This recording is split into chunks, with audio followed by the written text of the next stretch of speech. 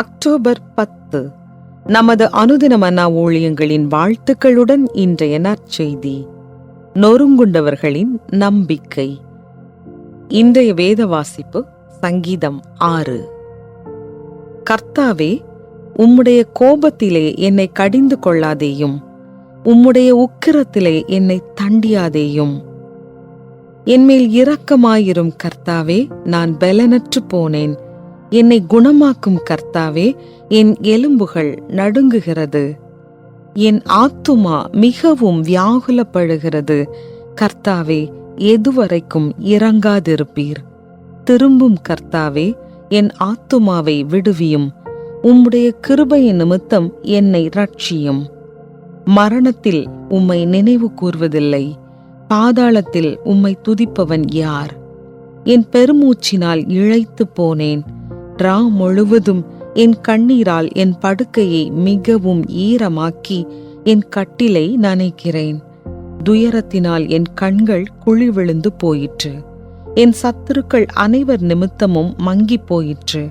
அக்கிரமக்காரரே, நீங்கள் எல்லாரும் என்னை விட்டு அகன்று போங்கள். கர்த்தர் என் அழுகையின் சத்தத்தை கேட்டார். கர்த்தர் என் விண்ணப்பத்தை கேட்டார். கர்த்தர் என் ஜெபத்தை ஏற்றுக்கொள்ளுவார். என் பகைஞர் எல்லாரும் வெட்கி மிகவும் கலங்கி போவார்கள். அவர்கள் பின்னாக திரும்பி சடுதியிலே வெட்கப்படுவார்கள். குறிப்பு வசனம்: என் ஆத்துமா மிகவும் வியாகுலப்படுகிறது. கர்த்தாவே, எதுவரைக்கும் இரங்காதிருப்பீர்? சங்கீதம் 6:3.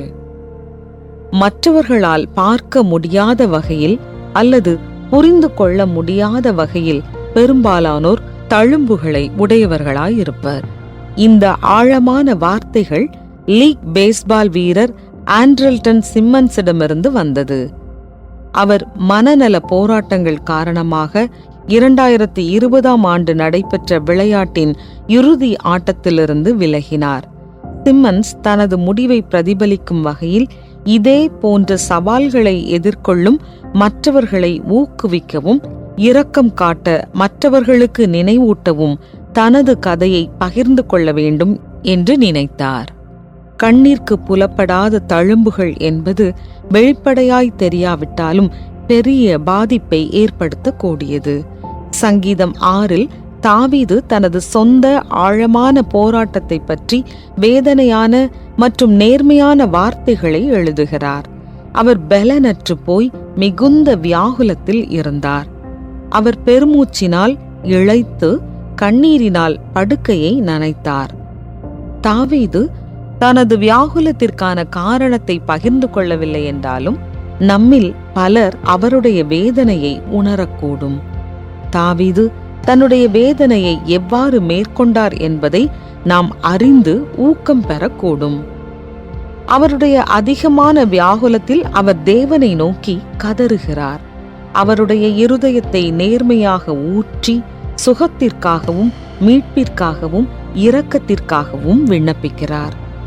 எதுவரைக்கும் என்னும் கேள்வியை கேட்டு தன்னுடைய பாடுகளின் வீரியத்தை தாவீது வெளிப்படுத்தினாலும் கர்த்தர் என் அழுகையின் சத்தத்தை கேட்டார் என்றும், நிச்சயமாய் தன்னுடைய பகைஞர் எல்லாரும் வெட்கி மிகவும் கலங்கி போவார்கள் என்றும் உறுதியுடன் இருக்கிறார்.